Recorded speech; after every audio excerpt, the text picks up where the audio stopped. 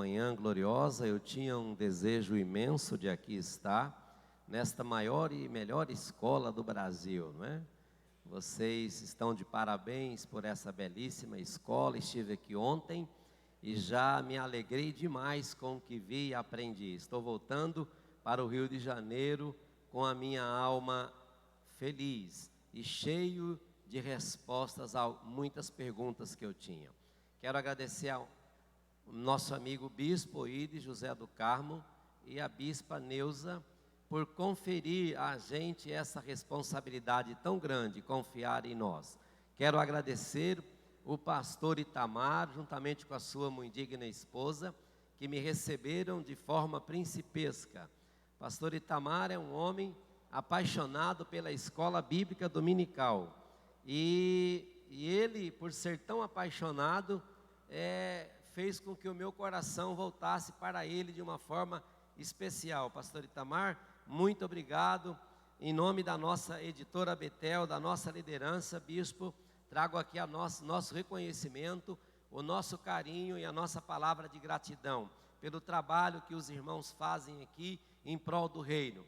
Parabenizo também o Guilherme, que ganhou esse prêmio, e estaremos ali no Rio de Janeiro de braços abertos para lhe receber. Com a ajuda da equipe de multimídia, nós vamos estar aqui, então, fazendo aqui um resumo da aula de hoje. Eu sou aquele, a gente pode, se eu precisar movimentar, pode ou não? Eu sou aquele menino que os discípulos estavam numa situação muito constrangedora, porque não havia alimento. E eles procurando ali, Jesus precisava multiplicar os pães, e alguém chega a Jesus e diz assim: olha, nós encontramos aí um menino, e esse menino ele tem um cesto, e nesse cesto tem 5 pães e 2 peixes. Mas Jesus, o que é isso para uma tão grande multidão? E eu me considero esse menino.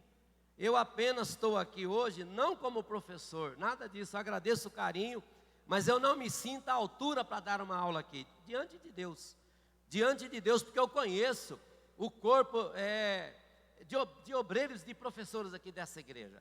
Então eu me apresento aqui nesta manhã como aquele menino. Eu preparei, o meu cestinho está aqui, eu estou apresentando a Deus o meu cestinho, e eu peço a Jesus que multiplique os meus pãezinhos e os meus peixinhos, e vocês se alimentem nesta manhã. É só isso. É só isso, eu não consigo me ver de outra forma. Meus amados irmãos, para a gente compreender essa lição do discipulado diligente, até porque todas as lições elas são interligadas. Por exemplo, a lição de amanhã, do próximo domingo é uma continuação dos capítulos que nós estamos estudando aqui. Então nós vamos voltar um pouquinho no capítulo, vamos voltar um pouco mais atrás, na época que o Herodes, ele era o governador da Judeia. O Herodes governava a Judeia e tinha um casal, uma família, um sacerdote muito abençoado, já de idade, e eles sonhavam ter filhos. Mas eles não podiam ter filhos porque a sua mulher, Isabel, era estéril. Então esse sacerdote, a Bíblia diz que o anjo visita ele onde? Na igreja, no templo, quando ele vai fazer o seu sacrifício no seu turno. Então eu já começo trazendo essa palavra, ser diligente, é estar na presença de Deus no nosso turno, fazendo o nosso trabalho, porque é na nossa ocupação, naquilo que Deus nos chamou, que a resposta virá, que a presença de Deus virá no turno. Ele está lá no turno trabalhando, quem sabe nem estava mais se lembrando. O anjo apresenta e diz: Senhor, olha, você vai ser pai, a sua mulher vai dar à luz, vai chamar João. E aí, encurtando, logo em seguida, 6 meses depois, o anjo do Senhor visita uma outra jovem, a Maria, uma virgem, e também dá a ela uma notícia: ó, você dará à luz a um filho, não se preocupa que você não conhece varão, a presença do Deus Todo-Poderoso virá sobre você, a glória do Todo-Poderoso te cobrirá. Os meninos nascem. João, imagine 400 anos de silêncio total, não havia profecias, Mas quando chega o tempo, Gálatas fala isso, na plenitude dos tempos, quando chega o tempo de Deus, a gente não é pego de surpresa, porque Deus fala, Deus avisa. Estava chegando o dia da plenitude dos tempos. Então o que acontece? Deus manda o João ir lá para o deserto, e ele começa o seu ministério. E ele começa dizendo: eu estou aqui para dizer para vocês que atrás de mim tem um, que é muito poderoso, eu não sou digno de desatar as suas sandálias. E João está ali com seus discípulos trabalhando. Jesus começa o seu ministério. Um dia, eu imagino, que João conversa com os discípulos e fala assim: olha, vocês estão me servindo, estão comigo nesse ministério, mas eu só vim para abrir caminho, porque mais importante do que eu já chegou, ele já está aí, e em breve ele vai se manifestar. E os discípulos, imagino eu, que os discípulos aguardavam esse momento. Um belo dia, João está ali fazendo o seu trabalho, Jesus vem se aproximando, e aí João diz assim: eis aí o homem que eu falei, é esse daí, esse é o Jesus, eu sei, porque eu vi o Espírito Santo vir sobre ele. Naquele momento, João, o evangelista, registra que 2 discípulos de João, o Batista, ao ouvir aquela conversa, eu imagino: como é que é, Pedro? Esse é o homem? Como é que é, João? Esse é o homem que você falou? Então a gente vai seguir ele. Outra palavra que eu aprendo: discípulo vigilante é aquele que sabe que a gente não trabalha para nós, tudo que nós fazemos é para Jesus. Muitas pessoas às vezes não querem abrir mão de algum companheiro de trabalho. Às vezes o pastor precisa de um obreiro. Aconteceu isso uma vez lá em Madureira. O nosso bispo estava precisando de que indicasse alguém, e eu ouvi alguém dizendo: mas aquele obreiro que eu tenho é muito bom, se eu liberar ele, se eu indicar ele, vai me fazer falta. Está errado. A gente não trabalha para nós, para o nosso grupinho, nós trabalhamos para o reino de Jesus, nós trabalhamos para ele. Discípulo vigilante não faz discípulo para si, faz discípulo para Jesus, porque ele é que é importante, não nós. João não se incomodou com aquilo. João vai, e eles vão seguindo a Jesus. Um deles, a Bíblia diz que é André. O outro, os teólogos costumam dizer que era João. Por quê? Porque ele omite o nome dele no seu evangelho. Então os dois estão andando, Jesus está lá na frente. Daqui a pouco Jesus olha: o que vocês estão fazendo? A gente quer acompanhar o Senhor. Mas por que vocês querem acompanhar? Porque o nosso João falou que o Senhor é o Cordeiro de Deus que tira o pecado do mundo.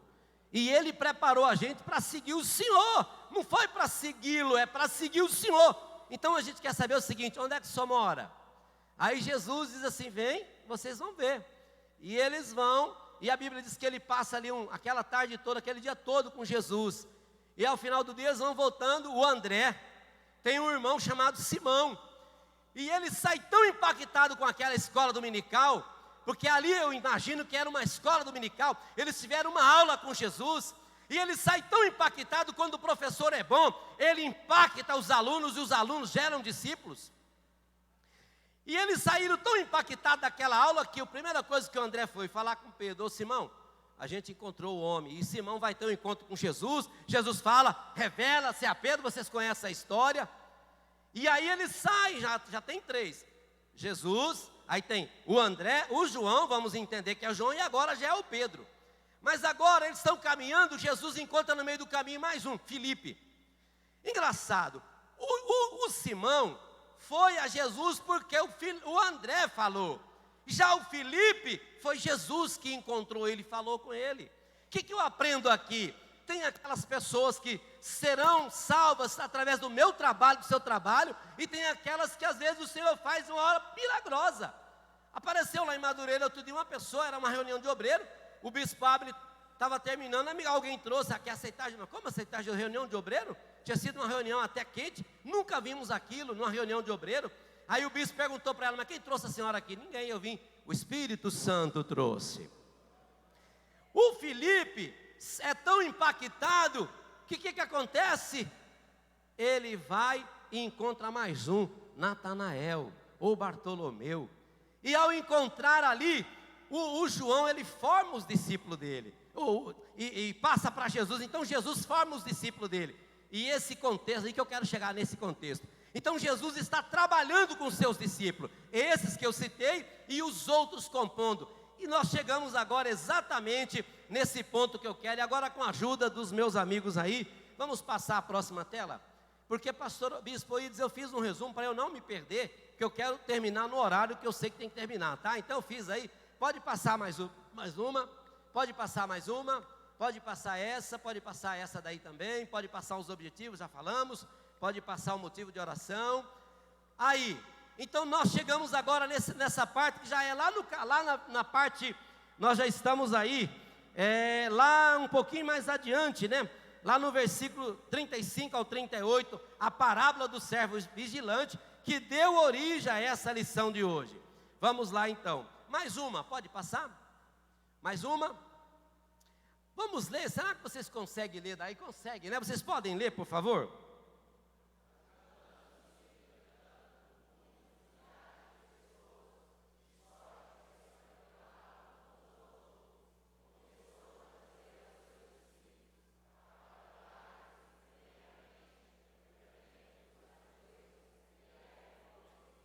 Aquela modificação foi eu que fiz para destacar. Mas se você pegar o 11:53, diz assim, ó: e dizendo-lhe isso, começaram os escribas e fariseus a apertá-lo fortemente e fazê-lo falar acerca de muitas coisas, armando ciladas.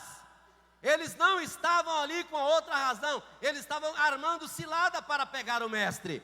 Multidão, milhares de pessoas, eles estavam se atropelando.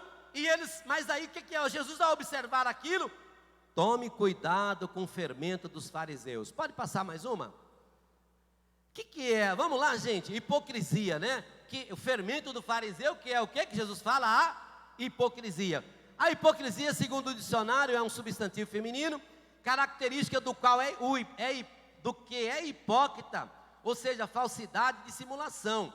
Então Jesus está dizendo assim, ó: acautelai-vos primeiramente do fermento da hipocrisia, da falsidade, da simulação, do fingimento.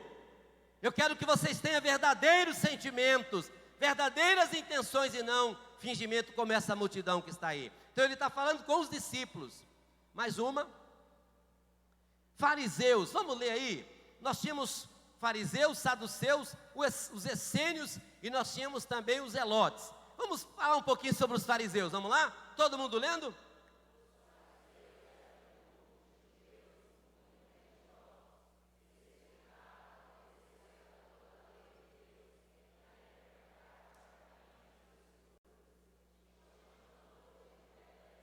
Isso, esses eram os fariseus que Jesus tinha uma raiva desse povo.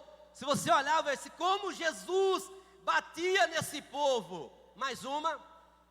Pode mudar? Continuando. Eles, muitas tradições orais.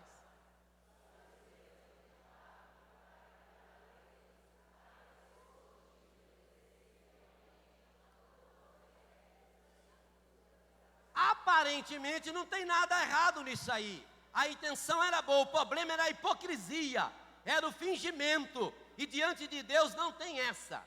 Mais uma. Jesus condenou, eles faziam só para manter as aparências e dava mais atenção à tradição oral que à palavra de Deus. Meu Deus, mais uma. Muitos caíram no legalismo, que é obedecer.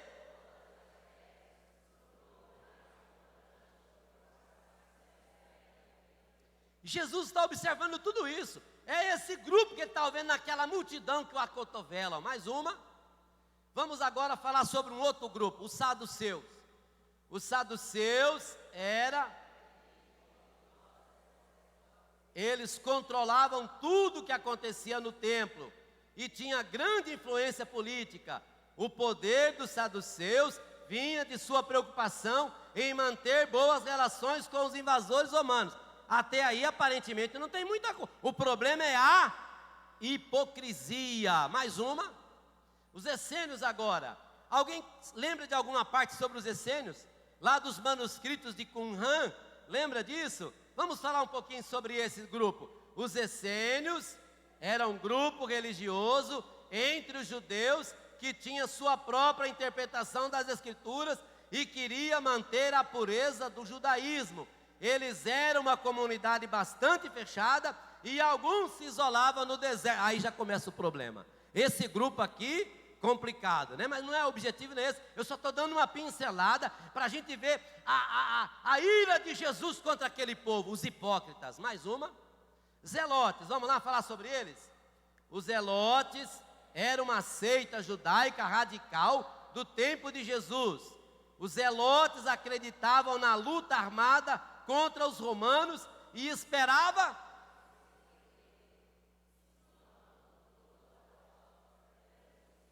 eles queriam Jesus guerreiro, um libertador guerreiro, mas Jesus não veio para isso. Jesus veio para divulgar o reino do céu, para pregar para nós aqui o que nós vivemos hoje. Essa é a sua missão. A glória e o reino dele nunca foi desse mundo, se bem que não é errado e não é proibido fazer parte, estar inserido em todas as camadas. O que não pode ter é a hipocrisia. Mais uma, Jesus queria seus discípulos ficassem atentos com as doutrinas falsas e hipócritas, pois elas são sorrateiras e têm a capacidade de crescer repentinamente dentro de onde são colocados como fermento. Por isso que a gente vem à escola bíblica dominical, para a gente ficar esperto, né? A escola dominical, ela é fantástica, ela nos prepara para a gente ficar esperto. Mais uma parábola. Esta parábola de Jesus é cheia de significado e alerta a todos. Qual é o significado? Cuidado com as falsas doutrinas. Esse é o contexto dessa conversa que Jesus está tendo aqui. Naquela época, era os fariseus e saduceus que espalhavam esse fermento. Hoje, certamente são muitos outros espalhados por aí. Conhece alguns? Sangue de Jesus tem poder, né? Nós conhecemos a nossa AD Campinas. Aqui é o Evangelho santo, puro, imaculado. Aqui Jesus é o Rei, é o Salvador, é o Mestre. Dele, por Ele, para Ele, são todas as coisas. Glória, pois, a Ele, eternamente. E amém. Por isso que essa igreja é uma igreja que prospera. Por quê? Porque somos contra isso daí, ó. Mais uma. É possível que os discípulos de Jesus não tivessem consciência de que eles estavam correndo perigo. Por isso que Jesus está alertando eles aqui através dessas parábolas. Mais uma. O principal interesse da multidão não era ouvir as verdades espirituais, mas sim ver Jesus operar, ou fazer um milagre, ou suprir as suas necessidades. Isso não é evangelho, irmãos. Vir na igreja só para receber, não. A gente vem na igreja para adorar a Deus. É para adorar, é para glorificar. A gente serve a Jesus não é pelo milagre que Ele faz, a gente serve a Jesus pela pessoa que Ele é. Ele é o nosso Salvador, Ele é o caminho, Ele é a verdade, Ele é a vida, e ninguém vai ao Pai se não for por Ele, né? Mas aquela multidão estava ali, o interesse dela era outro, e no meio da multidão tinham os hipócritas e fariseus e os doutores da lei que queriam comprometer Jesus. Mais uma. Ao mesmo tempo, os escribas e fariseus conspiravam contra Jesus, tentando tirar do caminho. Irmãos, até hoje, quantos conspiram contra nós, querendo tirar a gente do caminho? É possível que você veio para a escola dominical hoje dizendo: eu não sei, eu estou com vontade de largar esse negócio de ser crente, estou desanimado, parece que eu oro. Deixa eu contar uma coisinha para você, tem tempo? Deixa eu contar uma coisa, já estou caminhando para o final já. Deixa eu contar uma coisinha para você. Pastor Luiz Prates, esse que vos fala, há não muito tempo atrás, há pouco mais de 1 ano e meio por aí, eu entrei numa depressão tão grande, com os problemas da vida, que eu cheguei a cogitar em achar que eu estava fazendo errado, que eu deveria procurar outro caminho, fazer outra coisa. Vocês acreditam nisso? Mas eu recebi uma visita tão poderosa do Senhor Jesus. Ele me visitou, encheu o meu coração, restaurou a minha fé, me renovou e falou assim: ô Prates, você só vai encontrar paz e alívio fazendo a minha vontade. Se você deixar de fazer o que eu mandei, paga o preço que você nem imagina. Você quer? Eu disse: mas Senhor, e essa luta? E essa angústia? Parece que o céu está de bronze. Ele disse: vai passar, vai passar. Olha, vai passar, continua firme na igreja. Vá como foi o Zacarias, vá para o seu posto, fica no seu posto, faz o seu trabalho. Está dando tudo errado, está sofrendo, mas eu vou te pedir uma coisa: aquele que tem autoridade sobre você, falou para você que você não é importante? E no caso aqui eu estou falando do nosso bispo. O nosso bispo, que é a nossa autoridade maior aqui, por acaso ele falou para você que você não é mais importante, que você deve largar tudo mesmo, que você está perdendo o seu tempo aqui? Eu garanto que não. E se eu garanto que não, então a minha palavra, Deus me trouxe aqui hoje para te dizer: vai passar, calma. Continua fazendo o seu trabalho, vai passar. Vai passar. Esse negócio de perseguição sempre existiu. Discípulo vigilante. Como é que tem que estar o discípulo vigilante, igreja? Lombos cingidos. O que é lombo cingido? O cinto apertando, né? Para ter que correr, para abrir a porta, para atender o chamado. A roupa que está vestindo não atrapalhar, porque está arrumadinho. Lombo cingido é isso. O que mais? Como é que é o discípulo vigilante? Lamparinas acesas. Não podemos esperar o Senhor na escuridão. Aqui escuridão de conhecimento. Nós não podemos esperar o Senhor na escuridão do conhecimento. A gente tem que estudar, tem que melhorar, tem que buscar. Lamparina tem que estar acesa, e para ela estar acesa tem que ter óleo. E nesta manhã a nossa lamparina está recebendo óleo, está vindo óleo, azeite novo, para nossa lamparina não apagar. Eu confio em Deus que a lamparina de nenhum de nós aqui vai se apagar na caminhada. Nós vamos superar, porque nós estamos com o lombo cingido, mas também lamparinas acesas. E que mais, igreja? Acordado, prontos para abrir a porta ao ouvir o chamado do Senhor. Muito em breve vai sair uma notícia. Vai ou não vai, irmãos? Muito em breve, Ele está chegando. E alguém fala assim: mas desde o ano 80 me fala. Eu aceitei Jesus quando eu tinha 13 anos, 1973. Eu me batizei aos anos de 1973. Desde aquela época estavam dizendo: Ele está vindo, Ele está vindo, Ele está vindo, Ele está vindo. Aí a gente tinha um medo que Jesus ia voltar no ano 2000. Eu passarás e dois não chegará. Lembra dessa conversa fiada que a gente ouvia? E eu tinha um medo. Eu me lembro que na época de 80 e alguma coisa, acho que era 80, mas chegando na época de 80, tinha uma campanha chamada Não Passe dos 80, negócio de velocidade. E eu era jovem, eu tinha 20 anos, e eu estava com um chaveirinho escrito 80. Eu me lembro, nunca esqueço essa cena. Eu chamei a juventude e disse assim: olha, eu acho que Jesus está falando para a gente através desse chaveiro, não passa dos 80, eu acho que nesse ano ele vai vir. Eu era um jovem, não tinha muita experiência, mas eu quero te dizer uma coisa: estamos em 2019, a minha fé ainda é a mesma. Pode ser que ele chegue antes da escola terminar. Se ele não chegar, não tem problema, ele vai chegar um dia, não vai? O meu dia chegará, o que importa é que eu esteja, ou de caravana, ou de chamada VIP, eu tenho que estar preparado, amém, irmãos? Eu tenho que estar preparado. Mais uma. Discípulos fiéis. O que é discípulo fiel? Vamos lá, gente? Discípulo fiel é aquele pode confiar, capaz de administrar os bens de seu senhor, de cuidar dos empregados, sem se importar de ser chamado de... Lembra daquela mulher cananeia? Ô mulher cananeia, ô mulher, você acha que eu vou pegar o pão da mesa e dar para cachorro? Ela olha para Jesus e fala: e quem diz que eu sou digno de pão de mesa? Senhor, vindo da tua mesa, a migalha resolve o meu problema. Jesus falou assim: por essa tua palavra, vai, o demônio já foi embora. Tem irmãos, tem demônio que não vai sair, não é com oração, não é com atitude de obediência diante de Deus, atitude de servo, atitude de humildade. Jesus diz: vai por esta palavra. Que palavra? Basta o que vem da tua migalha, já é suficiente. Não foi isso que ela falou? Jesus ficou encantado com aquilo, por esta palavra.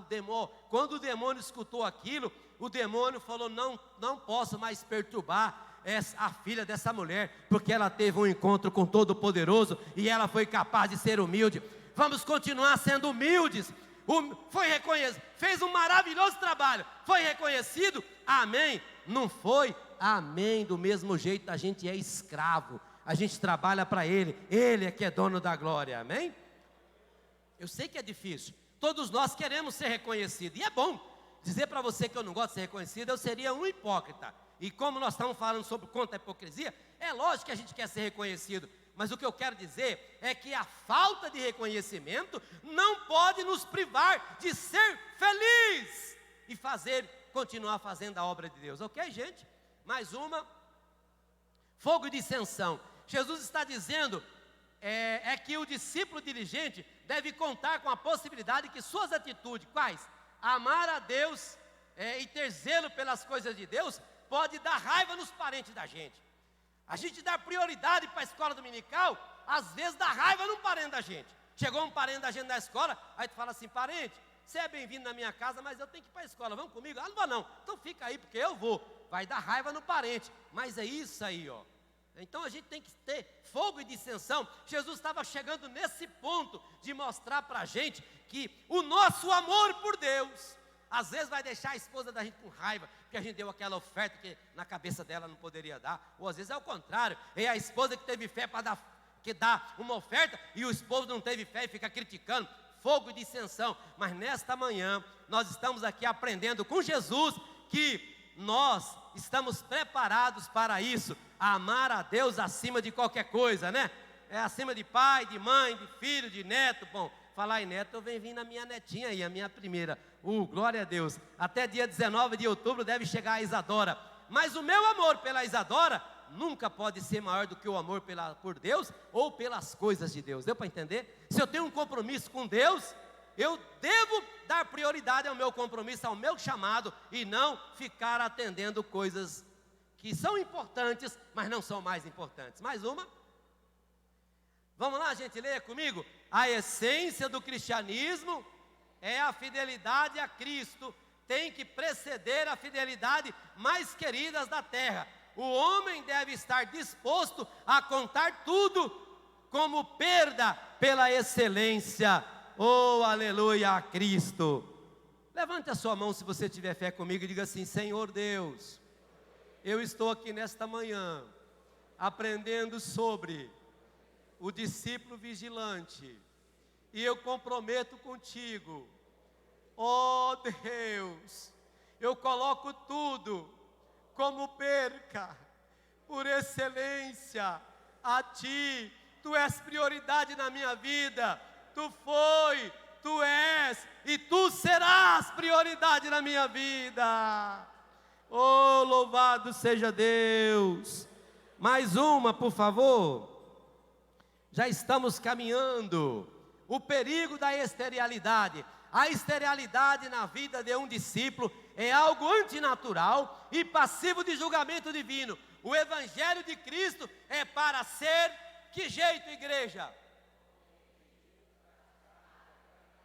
Compreendido, praticado e pregado. Primeiro você tem que compreender, primeiro você tem que praticar, para depois você sair pregar. O que nós estamos fazendo aqui? É isso aí.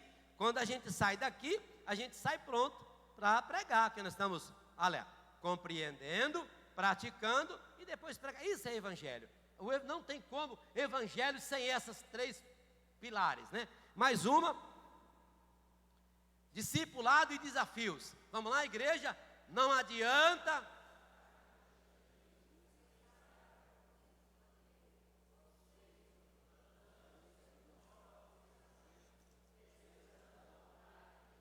olha, isso é muito forte, hein? Não adianta estar na igreja sem estar compromissado com Jesus. Ou seja, andar segundo os próprios pensamentos que a gente tem e desprezar a vontade de Deus. Isso é um perigo. Que Deus tenha misericórdia de nós. São os desafios. Mais uma. As nossas escolhas não podem se tornar um vilipêndio à fé diante de Deus. Vilipendiar a fé é torná-la vil e inaceitável perante Deus. Mas a nossa fé nesta manhã, acho que está subindo, não está? Você não sente que o seu culto esta noite, esta manhã, está subindo como oferta, né? Como oferta de cheiro suave? Que coisa maravilhosa, né? É isso aí, ó. Vilipendiar a fé é torná-la vil e inaceitável para com Deus. Mas nesta manhã nós estamos fazendo justamente o contrário. Vamos lá, mais uma? Vigiemos, mais uma? Pode mudar? Vigiemos e não vivamos de qualquer maneira para não sermos alvos do juízo de Deus, o justo juiz, juntamente com os ímpios. Quando aparece essa lupa aí, está dizendo assim: cala a boca, Pratos, que acabou, tá? Só para dar uma dica para você, o meu tempo está acabando. Eu só vou agora na conclusão. Vamos lá? Para concluir, eu honrei o meu presidente, o nosso presidente. Eu escolhi 2 páginas do seu livro, presidente, o Discipulado, a página 62, e eu vou encerrar com umas perguntas que ele faz lá no livro dele. E você vai fazer essa pergunta e não vai responder para mim, vai responder para você mesmo, e eu encerro a minha participação. Vamos lá? Primeira pergunta, vamos lá, igreja?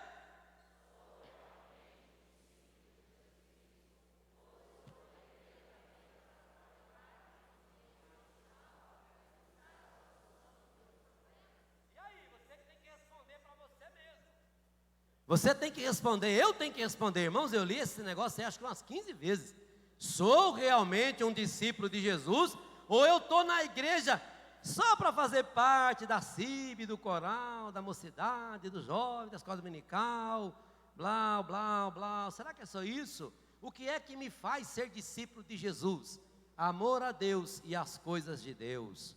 Então essa pergunta, eu quero que você saia daqui hoje, já que o assunto é discipulado diligente, saia daqui com essas perguntas que o presidente fez, ó. Mais uma pergunta, vamos lá?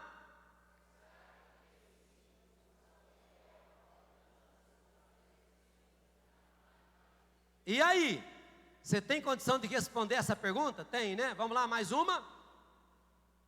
Será, caso meu amor por ele fosse testado, lembra da minha história? Irmãos, eu sou crente com 13 anos. Eu tenho 59 agora. Imagine, eu nunca tive a minha fé tão testada como foi dessa última. Eu, Manuel Luiz Prado, diante de Deus, com toda a humildade, eu me ajoelho diante desse altar para dizer: eu passei nesse teste aí, ó. E você só está aqui porque você também passou. Louve a Deus, porque você também é um vitorioso. Quantas vezes você já foi tentado a desistir, mas está aqui. Oh, aleluia. Mais uma? Será que o Senhor controla a minha vida? Ou sou eu que digo a Ele o que é que... Ah, não. Se não for esse namorado, não quero. Se não for esse emprego, não quero. Se não for essa faculdade, eu não quero. Se não for agora ganhar esse cargo, eu não quero. Se não for hoje ser promovido... Não, irmãos. A gente tem que estar na mão de Deus. É uma pergunta do nosso bispo. Ó. Mais uma? Pode mudar? Vamos lá? Jesus é o Senhor da minha vida? O que é ser Senhor? Meus irmãos, ser Senhor da nossa vida é Ele ter governo. Nós somos servos. Senhor é tudo. Não é você falar: seja bem-vindo no meu carro. É dizer: vem para o volante, Jesus, eu vou do lado. A gente tem que ser o carona, nunca Ele o carona. Ele é Senhor, nosso servo. Ele é tudo, a gente nada. Ele pode, a gente não. Ele tem, a gente não. Ele é Senhor. Será que Ele é? Mais uma. Será que eu tenho uma clara consciência da eternidade? Estou convicto da minha salvação e estou pronto para a sua volta a qualquer momento? Irmãos, eu vou dar uma dica para vocês aqui, um vislumbre do que é a eternidade. Eu aprendi com o pastor Alex Cardoso um conceito de eternidade. Um dia eu estava discutindo com ele na Betel, quando ele ainda trabalhava na Betel. Aí eu perguntei assim: Alex, o que é a eternidade numa visão? Você que é um estudioso, um homem. Aí ele falou assim: vou te dar uma aula baseada aqui no Rio de Janeiro. A gente está cercado de mar, não está? Tá. Aí ele falou assim: Pratos, imagine você, uma gaivotinha aqui dessa que a gente vê aqui no Rio de Janeiro. Se ela vem, ela pega uma gotinha de água desse oceano. Daqui 1000 anos ela volta de novo, pega outra gotinha. Se de 1000 em 1000 anos, e de gota em gota, a gaivotinha secar o oceano, passou o primeiro segundo no relógio de Deus. É forte isso, hein? Vou falar de novo. Uma gaivotinha pegando uma gota do oceano.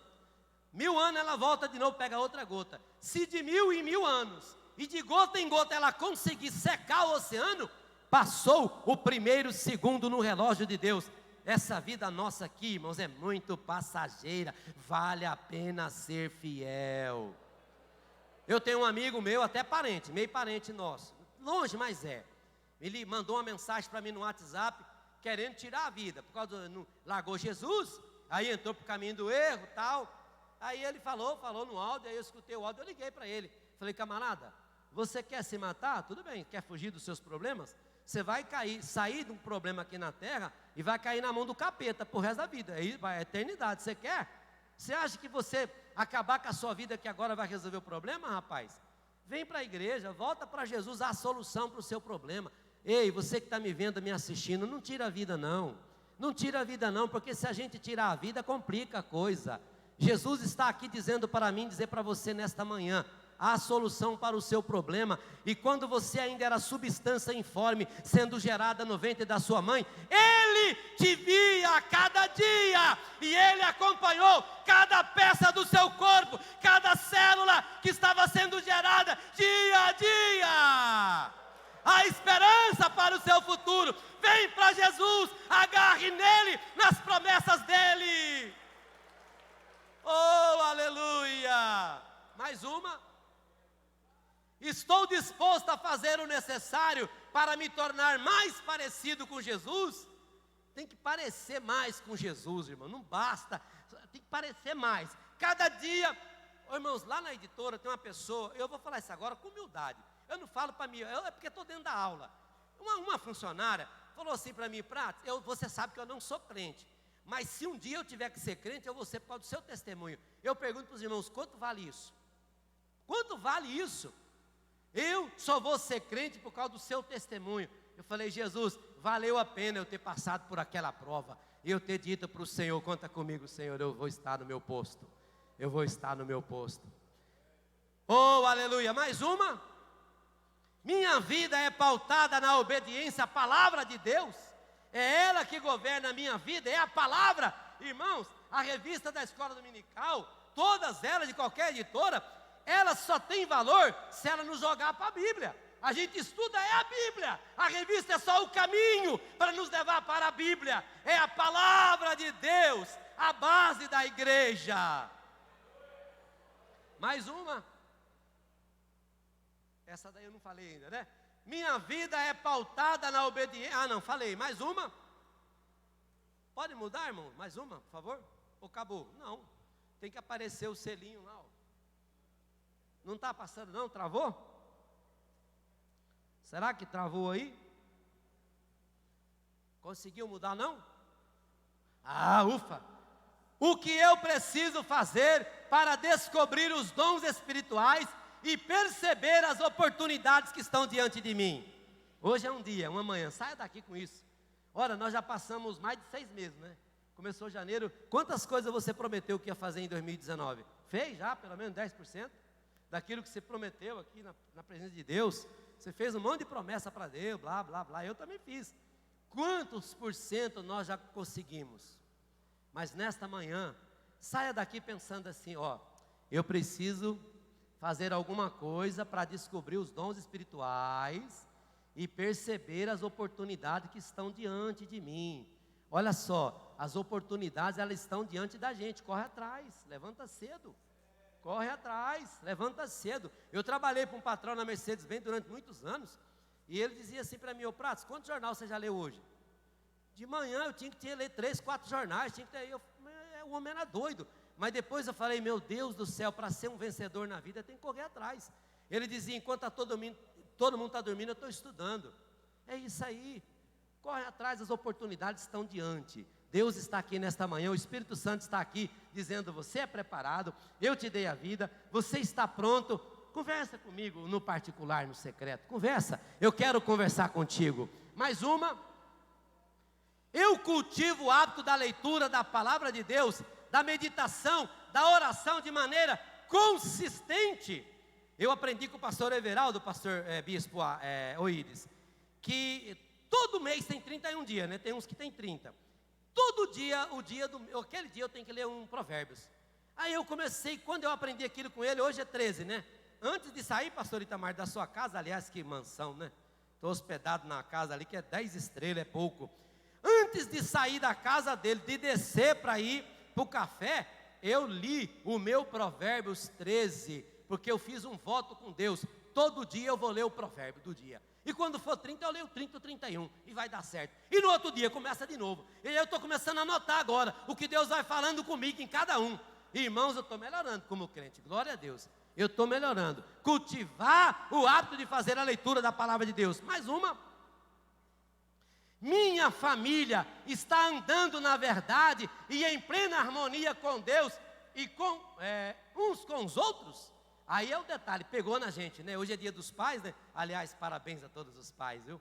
Nós pais, responsabilidade é sobre o varão, viu? Naquele dia lá, Deus vai cobrar, não é da mulher, não. O papel da mulher também é importante, muito importante. Aliás, o homem, a Bíblia diz que aquele que acha uma mulher, acha uma excelente coisa. Mas a gente tem que entender que a responsabilidade nossa de levar os filhos para o altar é do marido. Tá certo que tem muitas mulheres que compram esse papel, louvado seja Deus por você, mulher. Mas saiba que é do homem essa responsabilidade. Então, a Bíblia diz, como é que é a criança, no caminho que deve andar, né? A criança tem que estar com a gente, segurando a mãozinha dela, dizendo, vamos para a escola dominical, vamos para a escola dominical, vamos para a igreja. A gente tem que levar no caminho, não é o caminho, é mostrar no, não é o, né? Então é isso aí. Mais uma. Já descobri meus dons espirituais, estou direcionando o meu ministério para complementá-los e fazê-los render o melhor para o reino de Deus. Deus quer o melhor de você, viu, irmãos? Ontem nós estivemos aqui no network, levamos uma lambada aqui, inclusive a professora Elza, a pastora, a missionária Elza, deu uma lambada na gente aqui, falando sobre louvor. Eu saí daqui, louvado seja Deus pelo que eu aprendi. Eu fiquei muito feliz com as coisas que eu aprendi ali, ó. Então a gente tem que fazer isso aí, ó. Direcionar meu ministério para complementar e fazer ele render melhor para o reino de Deus. Melhor, com qualidade, com excelência. Mais uma. Uso a oração como ferramenta para cumprir o ministério que Deus me confiou com responsabilidade e com excelência. Eu estou usando isso. Mais uma. Eu compreendo a seriedade da obediência, sabendo que meu destino eterno depende da obediência e da seriedade com que eu levo as coisas. Mais uma. Compreendo que Jesus exige que os seus discípulos sejam verdadeiros cristãos. É uma exigência de Jesus, não é do pastor da igreja. Eu compreendo isso. Mais uma. Qual é a minha atitude para com as oportunidades e a vida que Cristo me oferece? Eu não estou nem aí, a oportunidade vem e vai. Eu nasci assim, eu cresci assim, eu vou ser sempre assim, eu não vou mudar a coisa. Não, irmãos, nada está tão bom que não possa ser melhorado. Pode melhorar sim. Então, ó, qual é a minha atitude com as oportunidades e a vida que Cristo me oferece em todas as áreas? Qual é? Eu estou esperando um anjo descer do céu para falar? Às vezes pode acontecer, mas o Senhor está falando. Mais uma. Estou disposto a confiar totalmente minha vida a Ele? Mais uma. Mais uma. Eu acho que está acabando, né? Estou disposto a deixar que Ele controle todas as áreas de minha vida sem qualquer restrição? Mais uma. Temo o fracasso, mesmo sabendo que a promessa de Jesus é que Ele estaria conosco todos os dias até a consumação do século. Mesmo sabendo que Ele prometeu, eu tenho medo, eu estou angustiado, eu estou ansioso. Mais uma. Coloco Cristo como centro do discipulado genuíno? Mais uma. E terminando, meu testemunho demonstra que eu sou um cristão autêntico? Mais uma.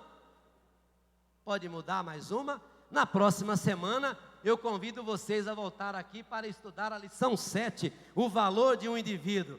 Deus abençoe, uma excelente semana e até o próximo Foco na Lição.